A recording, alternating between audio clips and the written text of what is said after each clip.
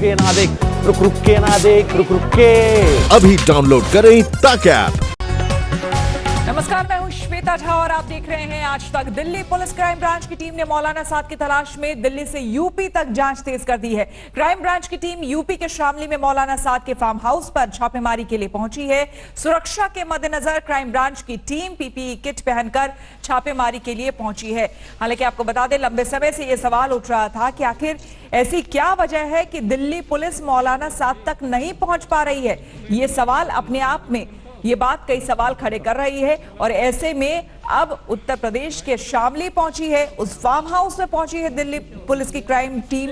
आपको हम बता दें, जहां पर मौलाना साद की तलाश के लिए यहां पर पहुंची और साथ ही छापेमारी यहां पर करने के लिए पहुंची है। और जो ये टीम है पूरी तरह से पीपीई किट ये पहनकर यहां पर पहुंची है। मौलाना साद वो नाम जिसने एक ऐसा, आपको हम बता दें कि वो नाम था जो कि एक खौफ का पर्याय बन चुका था। वो जमात का मुखिया जिसने न जाने पूरे देश में कहां-कहां कोरोना का वायरस फैलाया। दिल्ली पुलिस की क्राइम ब्रांच ने छापा मारा है जो मौलाना साद है उनके जो घर है शामली में, वहां पर। और फिलहाल टीम वहां मौजूद है मौके पर और लगातार इन्वेस्टिगेशन कर रही है, क्योंकि लगातार इस मामले में 2 बार नोटिस दिया जा चुका है मौलाना साद को, लेकिन उन्होंने इन्वेस्टिगेशन अभी तक ज्वाइन नहीं की है। इसी मरकज से करीब 2300 मरकजी जो थे, जो पिछले महीने 30 तारीख को जो है वो निकाले गए थे, 30 और 31 तारीख को। उसके बाद से लगातार इन्वेस्टिगेशन चल रही है। कई जमातियों ने की वजह से पूरे देश भर में कई जगह पर कोरोना वायरस फैला। फिलहाल कई ऑडियो भी जारी कर चुके हैं इस मामले में मौलाना साद, जिसमें जो है वो ये साफ साफ कह रहे हैं कि वो इन्वेस्टिगेशन जो है वो जब समय आएगा ज्वाइन करेंगे। ऐसे में इस पूरे मामले में जो जांच अभी तक निकलकर सामने आई है, बैंक अकाउंट्स खंगाले जा रहे हैं, हवाला कनेक्शन का पता लगाया जा रहा है। साथ साथ इस पूरे मामले में जो और आरोपी उनसे भी पूछताछ की जा चुकी है। कई आरोपियों के खिलाफ एलओसी भी जारी की जा चुकी है ताकि वो देश छोड़ के भाग ना सके। तो तमाम जानकारियां क्राइम ब्रांच की टीम एकत्र करेगी। साथ साथ ईडी और इनकम टैक्स भी इस पूरे मामले में जो जांच है वो उसको आगे बढ़ा रहे हैं। सबसे अहम जो प्रश्न अभी तक बना हुआ है वो ये कि मौलाना साद को क्राइम ब्रांच की टीम कब पकड़ेगी, क्योंकि ये पता लगाने की कोशिश की जा रही थी कि जब ये लॉकडाउन का समय था तो ऐसे में भीड़ एकत्रित करने की परमिशन किसने दी, किसको ये क्या उनको पता नहीं था कि लॉकडाउन लगा हुआ है। तमाम ऐसी जानकारी जो पुलिस अब एकत्र कर रही है। यही वजह है कि अब टीम जो है शामली पहुंची है, वहां पर उन्होंने छापा मारा है, तमाम एविडेंसेस जो है वो कलेक्ट कर रही है। तो ये अपने आप में पहली बार है कि दिल्ली पुलिस की टीम वहां पहुंची है और निजामुद्दीन की मरकज से जो जांच शुरू हुई थी, अब वो जांच शामली तक जा पहुंची है। कैमरामैन आलोक दास के साथ चिराग गोठी, दिल्ली, आज तक। और केंद्र सरकार ने कल 125 साल पुराने महामारी कानून में संशोधन का अध्यादेश जारी कर दिया है। इसके तहत डॉक्टरों समेत सभी स्वास्थ्य कर्मियों पर हमला करने वालों पर अब सख्त कार्रवाई होगी। सवाल है कि डॉक्टरों का भगवान का दर्जा देने वाले देश में ऐसी नौबत क्यों आई।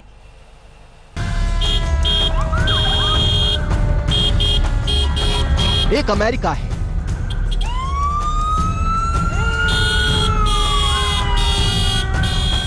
और एक हम हैं।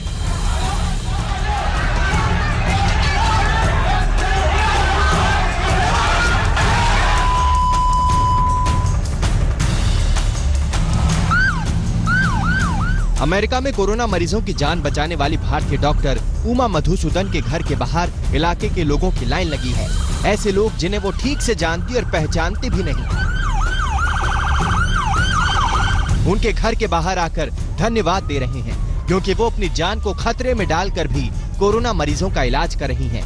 लेकिन डॉक्टर उमा मधुसूदन की अपने देश यानी हिंदुस्तान में क्या हो रहा है, ये भी दुनिया देख रही है।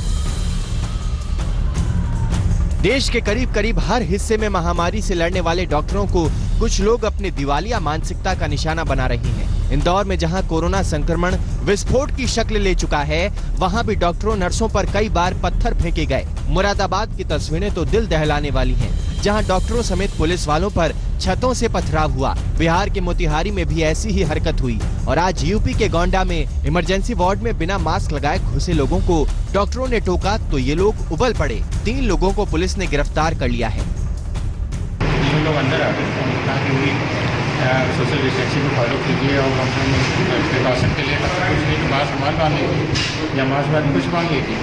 उसमें तो वो फिर मेरा नाम पूछने लगे, मैंने आपका क्या नाम है, तो कहीं फ़ोन लगाने लगे बैंक के पास। इसके बाद थोड़ी देर बाद आए, बहस करने लगे, हमसे गाली गलौज करने लगे, मारने की धमकी देने लगे। मरीजों के रिश्तेदारों और बहकाई हुई भीड़ के हाथों लहूलुहान होने वाले डॉक्टर अपने फर्ज की खातिर किस खतरे से जूझ रहे हैं, अब ये भी समझ लीजिए।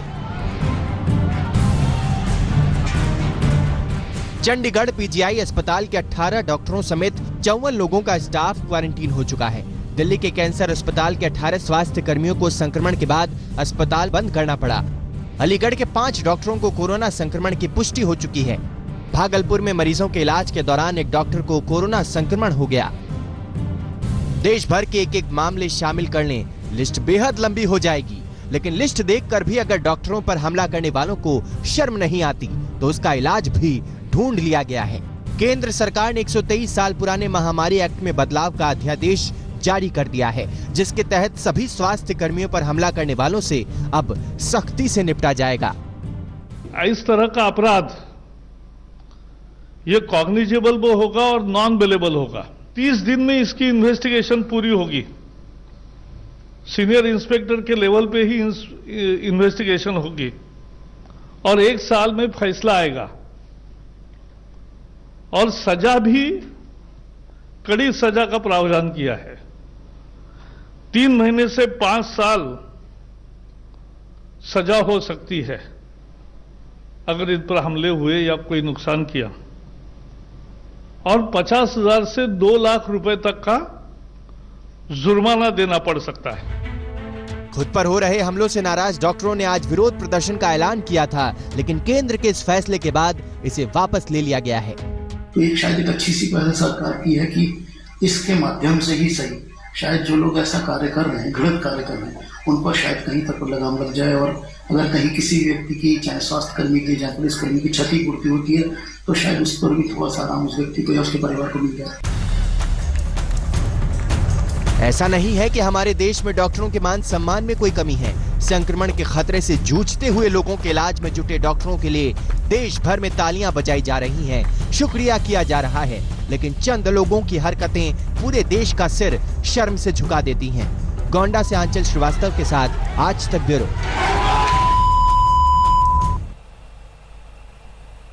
और सिर्फ डॉक्टर ही नहीं बल्कि हर वो शख्स जिसे खुद प्रधानमंत्री ने कोरोना योद्धा का नाम दिया है वो सम्माननीय है, क्योंकि इस मुश्किल घड़ी में ये लोग महामारी का इलाज और उसका फैलाव रोकने के लिए काम कर रहे हैं।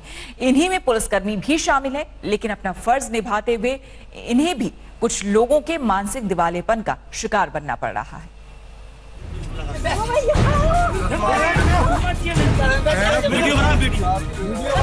श्योपुर पुलिस में तैनात एएसआई श्रीराम अवस्थी के सिर से बहता ये खून किसी अपराधी से मुठभेड़ का नतीजा नहीं है।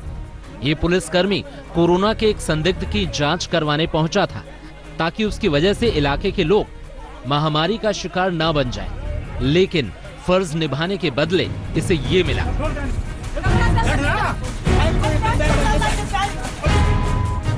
अगर आपकी सोच भी ऐसी ही है कि लॉकडाउन में पुलिस का राज चल रहा है तो जरा इन तस्वीरों को देखिए। एक ओर जांच से भाग रहे संदिग्ध मरीजों से निपटना है तो दूसरी तरफ पुलिस को दुश्मन समझने वाले पूरे मोहल्ले से। एक तरफ लॉकडाउन तोड़कर सड़कों पर निकलने वालों को काबू करना है तो दूसरी तरफ लॉकडाउन में सक्रिय हुए शराब तस्करों पर लगाम लगानी है। और ये सब करते हुए खुद को लगातार संक्रमण के खतरे से बचाना भी सबसे बड़ी चुनौती है। कई पुलिसकर्मी इससे अपनी जान भी गंवा चुके हैं। तो मैंने भी वहाँ पे समझाया उसको कि ये जो है इसमें कुछ नहीं है, केवल आपको चेक कराना है, आपका लड़का आपके घर पर रहेगा, आप जो केवल डॉक्टर साहब देखेंगे उसको, बाहर से आया हुआ है, तो आजकल बीमारी चल रही है वो ठीक नहीं है, तुमको भी नुकसानदायक है, नहीं तुम बोझा करना, हम नहीं कराएंगे। इतने में जो है वो लड़का और वो सभी लोग गुस्सा होकर के और पथराव चालू कर दिया। उन्होंने पथराव चालू किया तो एक पत्थर मेरे सिर में लगा। सर ये यहाँ सड़क पे पुलिस ने रोका हुआ है, ये जाने नहीं दे रहा। आप एक बार बात कर लीजिए, हम बहुत हैरेस कर रहे हैं। लेकिन लॉकडाउन तोड़ने वालों को इससे शायद कोई लेना देना नहीं। लखनऊ में कार से निकली महिलाओं को रोकने पर पुलिस को क्या क्या सुनना पड़ा, आप भी सुनिए। अगर उसका सर्जरी हुआ है, वो ड्राइवर है, मेरा कुत्ता है, नहीं जाती है, सर बता दीजिए, हम ब्लड टेस्ट करवा के आए हैं। माना कि वक्त मुश्किल है, हर कोई परेशान है, लेकिन ऐसे वक्त में हमारा संयम बढ़ने की बजाय घटता जा रहा है। बहरहाल एमपी के श्योपुर में पुलिसकर्मी का ये हाल करने वाले 4 लोगों को तो गिरफ्तार कर लिया गया है, लेकिन सैकड़ों की उस भीड़ का क्या जिसका न कोई चेहरा है न पता। लेकिन देश के करीब करीब हर कोने में वो पत्थरों से लैस खड़ी है और निशाने पर है पुलिस। श्योपुर से खेमराज दुबे के साथ आज तक ब्यूरो। और कोरोना संकट के इस दौर में बचाव के सबसे बड़े हथियारों में एक यानी कि टेस्टिंग किट की गुणवत्ता को लेकर सवाल उठ रहे हैं। टेस्टिंग की किल्लत को लेकर भी उंगलियां उठ रही है। आज कांग्रेस कार्य समिति की बैठक हुई जिसमें सोनिया गांधी ने टेस्टिंग किट की कमी पर सवाल उठाए, सरकार को कटघरे में खड़ा किया। उधर आईसीएमआर ने जो टेस्टिंग किट मुहैया कराए हैं उनकी गुणवत्ता पर संदेह है। खुद आईसीएमआर ने इन टेस्ट किट का इस्तेमाल रोक देने को कहा है। पहले राजस्थान सरकार ने रोका, उसके बाद हरियाणा और पंजाब। पश्चिम बंगाल और राजस्थान जैसे गैर कांग्रेसी सरकारें लगातार टेस्टिंग किट पर सवाल उठाते रहे हैं और अब आईसीएमआर के एक्शन के बाद किट की गुणवत्ता पर शक और गहरा रहा है। Rapid test kit testing kits যা পাঠিয়েছিল সব উইথড্র করে নিয়েছে। কেন উইথড্র করার জন্য অ্যাডভাইজারি এসেছে, তার মানে যা দিয়েছিল তার টোটালটাই উইথড্র, তার কারণ ডিফেক্টিভ। কার দোষ? দুই, বিজিআই আরটিপিসিআর কিটস, তিন রকম কিটস হয় জেনে রাখবেন। আমরা তো এক্সপার্ট নই, আমি হেলথ ডিপার্টমেন্ট থেকে যেটা পেয়েছি। दुर्भाग्य से जो किट आए हैं आईसीएमआर के भी उनके नतीजे डाउटफुल आए थे। इससे बड़ा दुर्भाग्य क्या होगा कि भारत सरकार जो किट मंगा रही है वो किट सारे डिफेक्टिव निकल रहे हैं। हमने मंगाए 10,000 किट, वो भी उसी कंपनी के हैं। तो ये जो स्थिति बनी है बहुत ही अनफॉर्चुनेट स्थिति है। रैपिड टेस्ट किट्स का डिस्ट्रीब्यूशन हुआ सारे स्टेट्स में। कल हमको एक स्टेट में से एक कंप्लेंट आई कि उसमें कम डिटेक्शन हो रहा है, तो हमने तकरीबन 3 स्टेट से आज पूछ लिया। वो पूछने के बाद में हमको एक पता चल रहा है कि उनमें जो पॉजिटिव सैंपल्स थे आरटीपीसीआर के, उनमें वेरिएशन बहुत ज़्यादा है। कई जगह पे 6% से लेके जाके 71% जो आरटीपीसीआर पॉजिटिव सैंपल्स थे उनकी ये जो खून के ऊपर जो टेस्ट हुई वो पॉजिटिव आ रही है। ये कोई अच्छी चीज़ नहीं। और आपको एक बार फिर से बता दें, सोनिया गांधी ने बीजेपी और सरकार पर बड़ा हमला किया है। सोनिया ने बीजेपी पर कोरोना के खिलाफ लड़ाई के बीच नफरत का वायरस फैलाने का आरोप लगाया है। सोनिया गांधी ने टेस्टिंग किट को लेकर भी कई सवाल खड़े किए हैं और कहा है कि ना तो देश को अच्छी क्वालिटी के किट मिल रहे हैं और ना ही बड़ी संख्या में टेस्टिंग की जा रही है। तो सोनिया गांधी ने ये सवाल उठाए हैं। आज कांग्रेस वर्किंग कमेटी की बैठक थी जिसमें सोनिया गांधी ने एक बार फिर से बीजेपी और केंद्र सरकार को घेरा, जिसमें टेस्टिंग किट पीपीई किट की क्वालिटी पर भी सवाल उठाए और ये कहा कि जितनी जरूरत है उतनी हमारे देश में नहीं है। रक्षा मंत्री राजनाथ सिंह ने आज वीडियो कॉन्फ्रेंसिंग के जरिए कोविड-19 ट्रांसपोर्टेबल टेस्टिंग लैब का उद्घाटन किया है। इस लैब को डीआरडीओ ने तैयार किया है। आज वीडियो कॉन्फ्रेंसिंग के जरिए रक्षा मंत्री राजनाथ सिंह ने इसका उद्घाटन किया, जो कि इस क्राइसिस के घड़ी में मील का पत्थर साबित हो सकती है। और लॉकडाउन के दौरान ड्रोन पुलिस वालों के लिए काफी मददगार साबित हो रही है। ड्रोन की मदद से पुलिसकर्मी आसमान से कई इलाकों की निगरानी कर रहे हैं। ये देखिए तस्वीरें, आपको ड्रोन के जरिए किस तरह से पुलिस वाले चप्पे चप्पे पर नजर रखे हुए हैं। दिल्ली के ग्रेटर कैलाश इलाके में भी पुलिस ड्रोन की मदद से पूरे इलाके पर नजर रख रही है ताकि सही ढंग से लॉकडाउन का पालन किया जा सके।